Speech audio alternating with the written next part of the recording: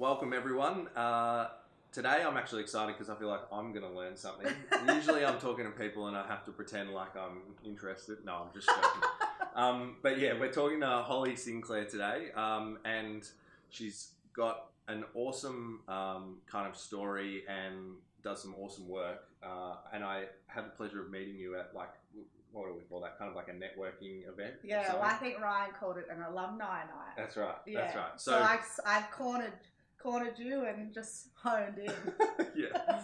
So, and I was, totally interested. So I wanted to have you on and talk to you a little bit about, everything that you do. So do you want to give us the 3-minute snapshot origin story of what you do and why? Sure. 3 minutes. So I guess, I don't know what my title would be. Yeah. I work within holistic health. I mean, it's such a bastardized word now, but what I do is like really the true essence of holistic. Yeah. So I work with clients from a physical perspective. Yeah. So I'm a PT. Yeah. So we do a lot of strength training and physical development. Awesome. And then I also look at things like blood chemistry, stools, all of that sort of stuff. Yeah. And so I look to intertwine, I guess, what's happening internally with their biochemistry, and how that can assist them from a more physiological perspective as well. Because it's so interrelated, right? So, for example, someone might present with chronic shoulder pain, as an example. And, they've been doing all the shoulder rehab. So it's been 3 years of shoulder rehab and it's not getting better. So it's not a biomechanical issue, right? If it was, it would be improved by then. So then we sort of look under the bonnet, and we see, okay, well, why isn't the joint healing? What's going on? What sort of nutrients are you lacking? What sort of inflammatory reactions are taking place in the body? And what can we do to help support that so that from a physiological perspective, you start to function a lot better. So that's like one element of what I do. I also run a brand, a business called the Women Series. So it's an education platform for women. I guess educating them about all of that stuff, how the body's so interconnected. And a real focus point for me is talking about mental health and I guess how your internal environment really starts to affect your coping mechanisms and the way that you react to certain things. It's a pretty taboo topic because, technically, I'm not a doctor. So here I am sort of saying, well, if you eat this way and if you do this, your brain's going to function better and that's going to have a roll-on effect to your mental health. And everyone's going, who's this chick? But in my own personal experience, it definitely helped me. And I've just, at the end of the day, if anyone wants to challenge it, just come and meet my clients because they're living proof that taking care of your internal ecosystem really has just phenomenal results in terms of your neurology and how you're functioning.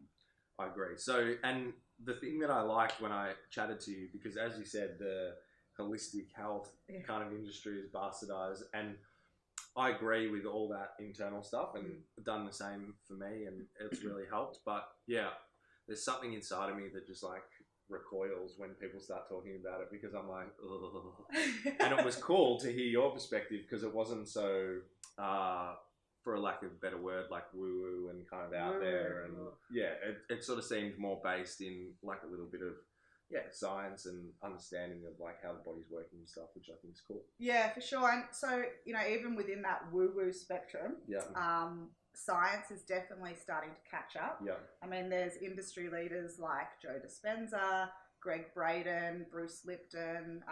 They're not all neurologists, but they all work in the field of functional neurology. And, they're starting to prove that your thoughts dictate your cell structure. Things like meditation can hit up to 8 to 10 meters of energetic fields. So you can, based off your thought patterns, you can literally change the energetic field around you. So that's the whole topic of law of attraction, right? So they're starting to prove a lot of these things in science. So I think the the woo-woo will eventually get backed by science. Yeah. But the delivery of it, I think, has got lost along the way, right? And so people, really start to recoil when they hear people go, just try this crystal and just try, even though it's actually truthful, it actually does work. So, I'm trying to amalgamate the two, I think. I like it. Yeah. I like it. So I guess I'm interested in, or we're interested in, you spoke a little bit about that mental health stuff, but just tell us a little bit about, like, kind of personally how you got involved in this space or became interested in it, and how it sort of developed to where it is now. So from a personal, everybody does things because they've experienced shit situations. So, my dad suffered from bipolar and he was an alcoholic, consequently died as a byproduct of it. So I got to witness firsthand sort of what the system was like around addiction, and I'm pretty sure he went through 6 rehab centres. Wow. Got discharged from hospital, with half his head open, all of that sort of stuff. And you're sort of in the moment and you're thinking, how is this even legal that this person can walk out of a hospital? But, the system doesn't allow for people to be held against their will. Yeah. That's a topic in itself. But, so in those sort of situations, I remember one time Dad had really split his head open quite badly falling downstairs, and the nurse just had to look at me and go, we can't hold him, so, and then he went to the grog shop. So you start to see that addiction is just such a insanely, I don't even know the word for it, addictive, but it's just so controlling of every aspect of your life. So for me, watching that and experiencing that at a young age really motivated me to start trying to figure out and navigate, okay, well, that didn't work. That system is pretty bad. What are some other avenues? And so myself, I started to experience a lot of depression and anxiety. I had an eating disorder quite young. And so then I started to experience the system. And fortunately, the universe, if you want to go woo-woo, the universe led me down the path of meeting some pretty spectacular people. And I just organically moved more down the wellness side of the healthcare system as opposed to the pharmaceutical side of the healthcare system. And so since then, I've just been able to develop my own knowledge and educate myself. And I've been fortunate to be employed at multiple training and gym facilities that have a very strong focus on holistic health. And so their education platforms have been amazing. I've been able to do workshops and become qualified by multiple industry leaders. And, I didn't go down the route of becoming a doctor, but I've certainly been able to spend a lot of time with functional medicine practitioners. And, you were joking earlier about how you've got a little bit of ADD. I'm a bit the same. So, I have like a weird ability to retain information and then also deliver it. So, I guess that's sort of like how I got into it. And then I think working with everyday people, you start to see that a lot of people have a lot of problems.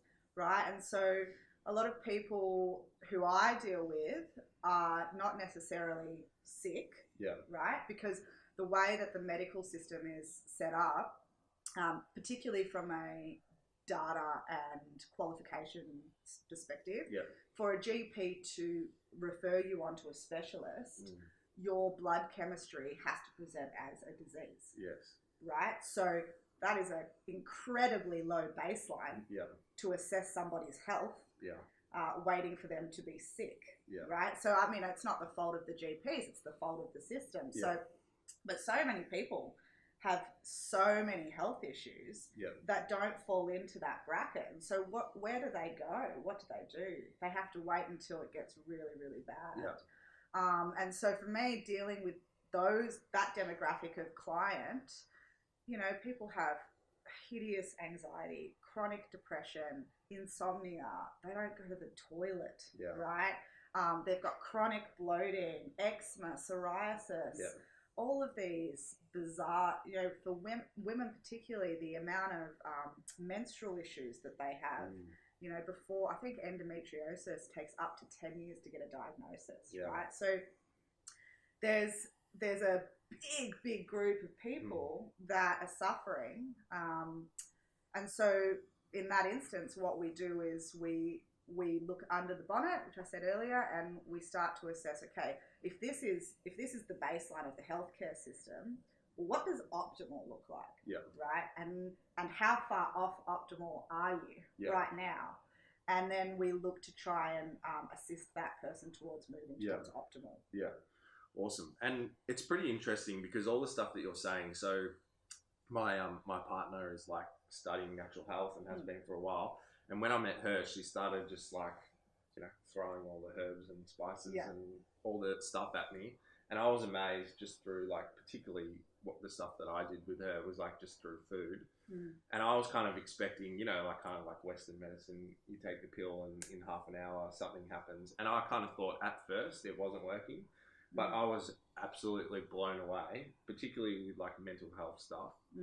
I was blown away at how fast and how significant the changes were in like my happiness and energy levels and all that kind of stuff that I had no idea that, potentially like was fixable just through. Oh, totally. So if you look at mental health as an example, the medical model in regards to depression and anxiety is based off a theory of neurotransmitter deficiency. Okay, so the pharmaceutical approach would be to take an SSRI, a serotonin reuptake inhibitor, or a DDRI, a dopamine reuptake inhibitor.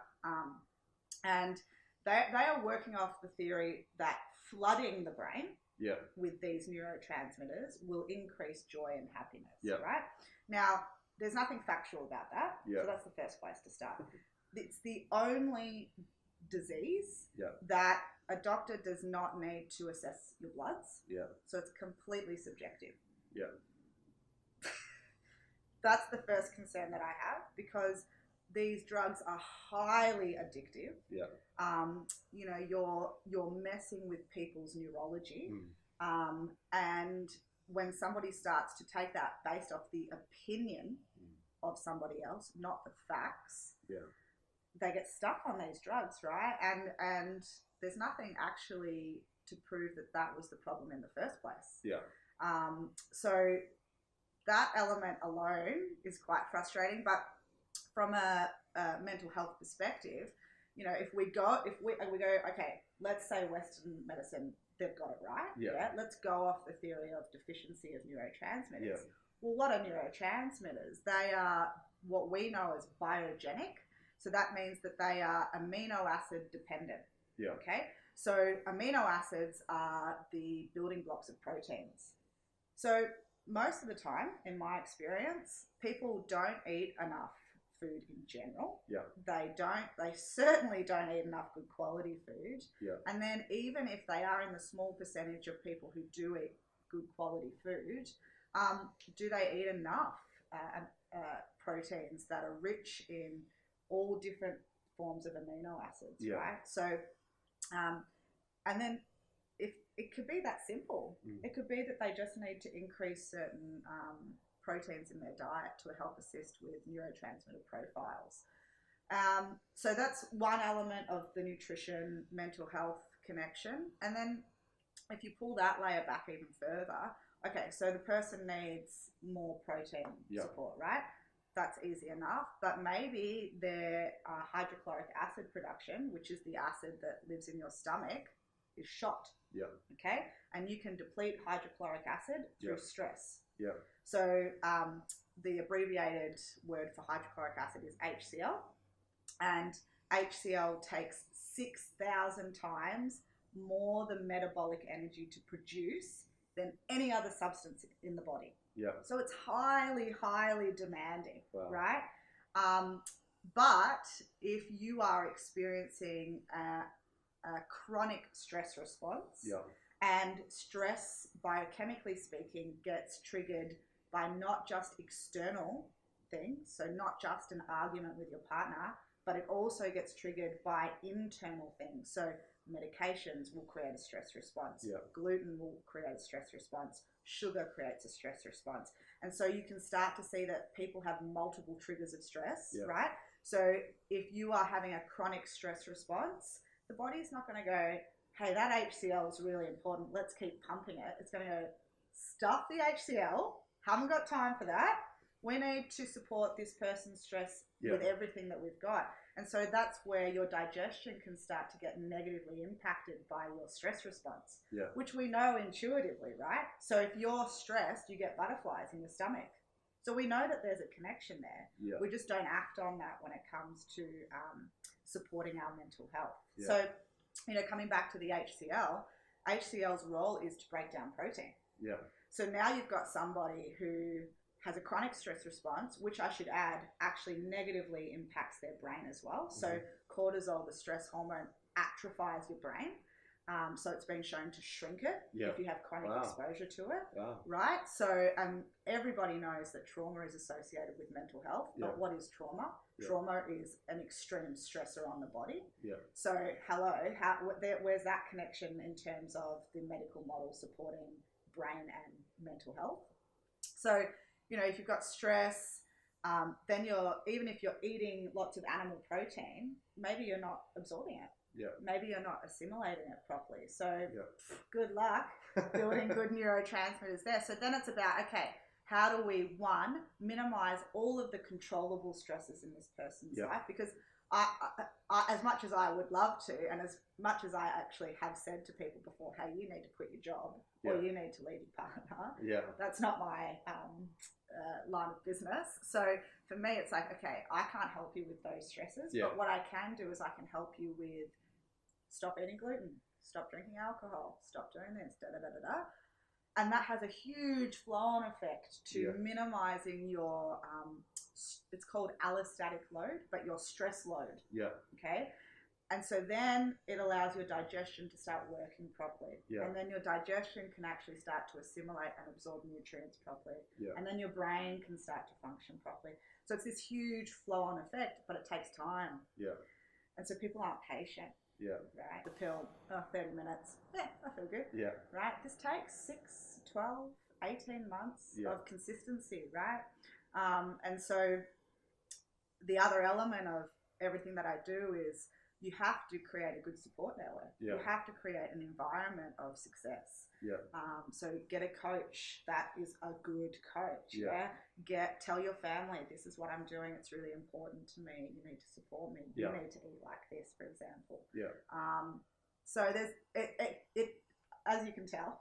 I can just go on and on and on about it. It's awesome. And I got to admit, like, all that stuff blows me away because before I would have heard any of that, I would have gone, oh, nah, you know, like, I don't think so. But because I've now had the experience, I can, listening to you talk about it, I can go, like, for sure, that is, like, one of the biggest answers. And that's what I was going to ask you, the length in time that it takes for this stuff to start working. Like, how do you adjust people's expectations when they come and see? Because I think that's really important for everyone to hear that would be watching this, that wants to start changing their life and turn things around. Because it's the same with recovery, you know, like it's like, it doesn't just happen like that. You've got to give it, it does actually happen quick in hindsight compared to what you've been doing to yourself. But it does take a bit of time. So how do you actually approach people to adjust their expectations? And is it hard? Oh yeah, it's hard. Yeah. You know, addiction is way beyond alcohol and drugs. I mean, in my line of work, I deal mostly with addiction to things like coffee and sugar and, you know, changing their thought patterns around a lot of those things. But people have a lot of attachments to stuff, right? So for me, and the way that I coach is authentic to me, and so it works for me. I don't necessarily think what I'm about to say will work for everybody as a coach, but I'm pretty assertive. So and I'm very trusting in what I'm telling people. I believe it. Right. So I think to answer the question about setting up expectations, I think because I believe it so much and I've seen it be so successful with so many people, I don't really have time for the bullshit with a client, right? So if they're going to come to me and say, I've got all of these issues, I'm like, all right, this is what we got to do. Yeah, that's it. And if you're not willing to do it, that's okay, but you're not going to get the result that you're saying that you want to get, right? So I think it's about, for me, it's about really setting them up for success in that first month. Yeah. And I know it's a trick of the trade, so here's a top secret for you. But I often give them one thing that I know is going to work. That's easy. So, for example, magnesium is a supplement that everybody's deficient in, particularly if there's a lot of mental health issues. So I will simply just say, take this supplement. That's easy. And your sleep will improve. And then let's go on. And then when that happens, they trust me. And so the trust is there, and then it's very unlikely that they go, no, stuff this person. Right? So it's about setting them up for success, and then after that, it's pretty easy, to be honest. Awesome. So, and then obviously nutrition is the big thing in that first month as well. Awesome. So, like we were talking about before, and you mentioned, and everybody that watches this and has been following for a while, like, kind of knows that, addiction isn't so much about what's going on with the drugs and alcohol. It's more to do with, like, the petrol to the fire, we like to call it, what's happening underneath.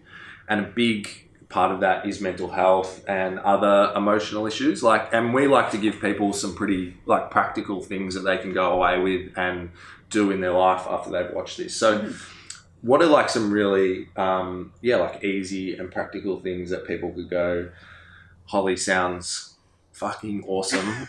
I believe her. I want to do something to help me. Like, what can they do? Okay. So probably just to add to that before I give you some tricks, like, just as you said, it's not about the drugs and alcohol. But, in the industry of wellness, we'll call this, there seems to be two camps. There is a personal development, emotional support camp, and then there is a fitness and nutrition camp, right? But it can't be like that because it's so interrelated. Health is nutrition and training, but also it's about bettering yourself and developing yourself as well. So alongside that, one of the first tip/trick would be to encourage your brain to be capable of taking in some development and emotional support. And the best way to do that is through meditation. So the science around meditation is that it actually increases the size of your prefrontal cortex, which is the front part of our brain. And that is the part of our brain that separates us from other mammals. It's where our emotions are stored, our logic, our reason. And there is a neurotransmitter called dopamine, which saturates the prefrontal cortex. And dopamine is even though everyone thinks it's serotonin, dopamine is actually the neurotransmitter that tends to get supported the most by pharmaceuticals through DDRIs. So people with low dopamine will always look for stimulants. And they tend to always have issues with addiction because it's this real... Dopamine is your motivating, energizing neurotransmitter. So if it's low, you have the cigarette and you feel great, and then it chumps off, and then the dopamine drops, and then you need another cigarette, right? It's the same with sugar, coffee, everything. It's all dopamine attached. So anything that can help to support better dopamine production naturally is extremely beneficial for people with addiction and mental health issues. And meditation can help to grow the size of your prefrontal cortex. There's different modalities of meditation, right? So Joe Dispenza is such a good resource. I can't stress that enough in regards to meditation. And he actually talks about metacognition meditation and transcendental. So they're the ones that have been shown to actually change the structure of your brain. So that would be the first thing to start. It's super easy. Like Headspace app is a really good app you can start with. And it's funny. I don't know about you, but do you struggle to like stop, be guided? Oh yeah, for sure. Meditation, because that's a big thing, that we talk about, that a lot of people now are kind of getting onto and understand. And I was always told that kind of even before meditation was cool. Yeah. Struggled with it hardcore at first, particularly when I was coming off drugs and alcohol, because my mind was like literally on fire. So based off that, what I would do in that situation is look for a fixed setting for meditation. Yeah. So a forced meditation, right? So do gravity floats, get in an infrared sauna, go get some acupuncture, do a yoga class. Those sort of settings, it's meditative, but it's not, right? Because that's tough. So start there, and then it can segue into a more calm meditative state. So that's the first one. Magnesium, in terms of supplementation, like that is just like the king sup, right? Majority of other nutrients, everyone sort of talks about, can't I just get it from my food? Majority of other supplements, you can actually, like B vitamins and zinc, although a lot of people need support initially because they're so deficient. But you can't get magnesium. Okay. We used to get it from our spring water, and then that would come down and cover the soil in our agriculture. But our agriculture is pretty shit now. So we have very, very low levels of magnesium in our foods. So magnesium glycinate, there's different chelates of it. I was going to ask this because is it true that just due to the commercial nature of things these days, like there's lots of magnesium products out there, but you actually have to pick the right one because some are just like a commercial thing and there's pretty much no point in taking it because you don't actually absorb it. So I won't name names, but the very common supplement companies will always use the cheapest form of the mineral to get the largest profit margin.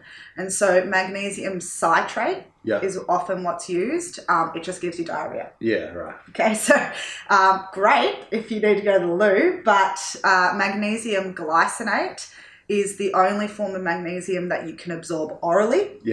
And then magnesium sulfate you can absorb topically. So that's the Epsom salts that you can get from Coles. They're fantastic. So I would do both. Honestly, you can never have enough magnesium. Just load up.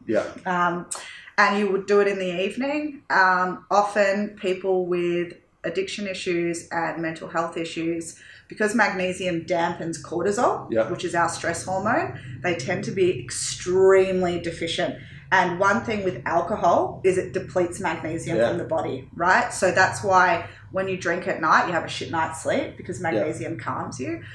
So if you are really, really heavily magnesium deficient, initially you might get a stimulative effect from taking magnesium. But that means you need more. Okay, so just something to be wary of. And just quickly, if anyone's watching this and you're detoxing, particularly off smack, alcohol, but particularly smack, and because people get really restless legs. Load up on magnesium. Don't get me wrong, it's not like a magic kind of thing. It's not like taking other drugs. You're not just going to get relief. But you will stop your restless legs. And that's like king when you're going through detox. So because I'm glad you mentioned detox because magnesium actually plays a role in phase 1 and phase 2 of liver detoxification as well. So for anybody, because obviously if you're coming off, it doesn't even have to be drugs, like things like sugar and coffee as well, but you really need to support your liver detox pathways. And just coming back into that, what I was talking about earlier, you've got 6 different detoxification pathways in the liver. All of them are amino acid dependent. So I can't stress enough the need for animal proteins during this process for not only your neurotransmitter profile, but also your detoxification pathways. And using foods that a variety of foods is beneficial as well, because then you can get a full complex amino acid profile. So magnesium, meditation, and for me, like the number one thing to avoid nutritionally is gluten. Yeah. It's incredibly inflammatory. The problem with gluten is that there's a protein in gluten called gliadin, and it's so small molecularly that it can cross the blood-brain barrier. Yeah. And when that happens, it will nuzzle its way into your brain, and there are these little immune cells called your glial cells, right? And so the analogy from someone called Dr. Dardis Kharrazian is, imagine they are little chihuahuas with AK-47s, right? So basically when gliadin gets in there, because it's not supposed to be in there, right? These little chihuahuas are like, what the hell? And they just start spraying the brain with their AK-47s. But in the process, they'll kill other regions of the brain, right? So this huge inflammatory response starts to take place neurally. And clinically speaking, depression is inflammation of the brain. So, really, why don't you look at minimizing the inflammatory things or products that are coming into the body to help minimize the neural inflammation? The problem is the brain doesn't have pain receptors. So you don't know that your body won't give you a feeling of inflammation, right? So the first sign of brain inflammation is brain fog. Okay, so like really slow thoughts and so forth. Depression is a great indication of neurological inflammation. So unlike other aspects in our body, it'll start to throb. Okay, a headache actually isn't inflammation. It's vasodilation of the blood around the brain. So gluten is just so pro-inflammatory, and it doesn't matter if you're celiac. This is the big talk about gluten, but it can have a lot of neurological effects. It can permeate the gut lining. One thing we didn't talk about today was going to actually ask you next. Was leaky gut. So leaky gut, the literature and the research around leaky gut and the connection to your brain and brain health. What is leaky gut? Just explain that quickly. So leaky gut, so you've got, if you want to think about your digestion as 4 different sections, you've got your mouth, your stomach, the small intestine, and the large intestine. Okay? So when people are referring to leaky gut, they're talking about the small intestine, and basically the wall of the intestine is lined with these tiny cells called the epithelial cells. And what they look like is sort of like this, right? So that's the base of the cell, and then this is what you would know as the villi, or the microvilli, and this is where we absorb food, and then the cell also produces enzymes to break down food, right? So leaky gut, so if you imagine you've got many cells bound, is when they separate, and so when you're consuming food groups or medications or whatever, that the first line of defense, which is our digestive system, becomes compromised. And those pathogens, instead of going in and out, they'll escape into the bloodstream. And as you can imagine, they're not supposed to be in there. And so then the body's like, what the hell is going on here? And it mounts an inflammatory response, right? Now, how that manifests is different for everyone. That's why it's really hard for the medical system to comprehend it, because it's not linear. You might get eczema, but I'll get depression. But it's always going to be a leaky gut, right? Car alarm. There we go. So anything to help minimize leakiness or permeability will be really beneficial, because there is a connection between your gut and your brain through something called the vagus nerve. So it's basically a nerve that runs from the brainstem all the way down into the digestive system. So this is, sorry to interrupt, this is what I was going to ask you about quickly, because it's a bit of a buzzword at the moment, and I've definitely found it beneficial. But is this, everything we're talking about here, is this referring to like gut health, like that? Definitely. Okay. So not to get too technical, but actually certain types of bacterias in the gut, if you have leaky gut, and so that becomes then a breeding ground for really bad bacteria and parasites and so forth. They're actually linked to addiction. right? So if you have an overgrowth of yeast, Yeah. for example, candida, which is really common, Yeah. the toxic byproduct of candida is acetaldehyde, Yeah. okay? And acetaldehyde is also the end byproduct of alcohol. Right. And so what can happen is someone will have a yeast overgrowth, they'll be emitting a lot of this toxin, then they'll have some alcohol, and then they don't have the alcohol, but because your internal biochemistry, that's its fuel source, Yep. okay? Your actual biochemistry is saying, get more alcohol, get more alcohol, get more alcohol, and then you have more alcohol. And that's actually the biochemical addiction link to alcohol, Yeah. right? And so interestingly, I'm a ranter, sorry. Yeah, I like it. Acetaldehyde overgrowth, Yeah. when you have it, you will stop the ability to absorb B6. Mm-hmm. And B6 is linked to schizophrenia, Yep. which is why alcoholics have the highest rate of schizophrenia. Yeah. So you can start to see this like constant, and then like once you're dealing with schizophrenia, then it's a whole other game, right? Mm-hmm. So, bacterial overgrowths are heavily linked to addiction. So the state of your gut, and I reckon people who are watching this, they'll be going, I've had chronic diarrhea, I've had chronic bloating, I've had for years, and now I've got an addiction. Yeah. That was a red flag. Yeah. That bloating, that's not normal. Yeah. Right? But people live with this for years, right? Yeah. And then they get depression. Yeah. And they're like, oh, what? It's just random. And it's interesting with the rise of the internet, and it's still, I wouldn't say super common knowledge, but a lot of these things only in the last couple of years, I think, have become more into the public sphere. And definitely even for me, that's kind of around the field and all that stuff, have only been discovering all this kind of stuff.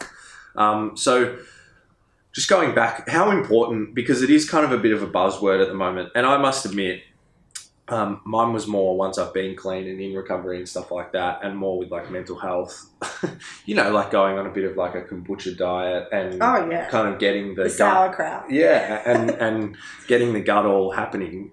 It's kind of weird and amazing at how much my like brain function and just overall happiness has completely transformed. And I don't say that just to kind of pump it up. I mean, like completely transformed. I was like amazed. How important is that gut health? Because I think it's a real thing that people are confused about. Right. It's like, honestly, it's everything. Yeah. The gut will influence the function of the brain. Yeah. And the brain will influence the function of the gut. Yeah. Right. So, you can, my frustration with the system that's in place at the moment, and just, I didn't say this at the start, but I'm actually a social worker. Yep, there you go. So I've gone through understanding and the qualifications of what that system looks like. It's very focused around talkative therapy. Yeah. Which is important. Yeah. Okay. But it's not, that's, if you're just doing talkative therapy, but you have candida overgrowth, you have blasto, you have permeability, you're not going to fix those problems. Yeah. So without fixing the gut, you will really, really struggle to get on top of what's going on neurologically. Yeah. And vice versa though. Yeah. The other flip side is people are just like, gut health, right? Cool. But if you haven't dealt with your childhood trauma, good luck. Yeah. Right? So you have to be doing both at the same time in order to generate the best result possible. Yeah. And the biggest hurdle for people is that it has to be for the rest of your life. Yeah. You can't just eat kombucha for a couple of months. And things are good. And then awesome. Yeah. Yeah. Gut health is really something that people really need to start honouring and taking better care of forever. Yeah. Yeah. So because it is so important, what are say 3 things that people can do just generally to really kind of hone in and transform? Yeah. So everyone talks about probiotics. Yeah. I have a bit of a concern with that because unless you're testing, you're guessing. Yeah. Okay. So probiotics are a little bit of a strange field, but one probiotic that you could use would be a spore-based probiotic. Yeah. So what that means is they're using soil bacteria. You'll consume it, and then whatever good bacteria is in there, because you don't know until you get a stool test, will feed off that soil-based bacteria probiotic. So that's a really easy, safe way of starting to repopulate good bacteria. I reckon the way you can tell is that if you start having them and you start going to the toilet ruthlessly, it's working. All that. Yeah. So spore-based probiotics are really effective. Zinc L-carnosine would be the one supplement that anybody could use safely and would have huge flow-on effects. So basically, we talked about the villi, the cells separating. Zinc L-carnosine is zinc bound to an amino acid called carnosine. Yep. And what that does is it puts it in between those cells and it helps to heal them and bring them back together. It's a very therapeutic way of starting to really get on top of some of the permeability taking place. Yeah. So that would be a supplement I would use as well. And then, coming back, I mean, ultimately, I'm way more Eastern focused, right? But sometimes it is very similar to the allopathic approach of take this for that, right? We are not made up of herbs. Yeah. Although I'm way more on board with herbs than pharmaceuticals, I do think people sometimes miss the whole, you just need to eat well. Yeah. Right? And then beyond that, okay, if you've been eating schmick, right, for months and you're still dealing with a lot of issues, okay, use the curcumin, use the ashwagandha, use the whatever, right? But until then, do you just need to minimize your inflammatory load nutritionally? Probably. Yeah. Right? Yeah. So that would be the other thing as well. Just really go on an anti-inflammatory nutrition. Yeah. I mean, it's a buzzword, but paleo is ultimately anti-inflammatory. That's why people get such good results on it. Yeah. So the thing I'm picking up, and it's interesting because I like hearing the overall perspective and just getting everyone's ideas around it. But I'm picking up the sense is that you're into this kind of holistic health, but like we mentioned at the start, not mistaking that for like this kind of crazy veganism like 4-8 and all this stuff. It's about being practical and having some of the old stuff, but a lot of the new stuff. Totally. Like I see a Chinese doctor. I'm all about the woo woo. Right? Not that that's woo woo anymore. It's heavily embedded in science. But I was vegan. Yeah. One thing I will add to the audience, that was when my mental health was at its absolute worst. Wow. Yeah, that's a whole other episode. But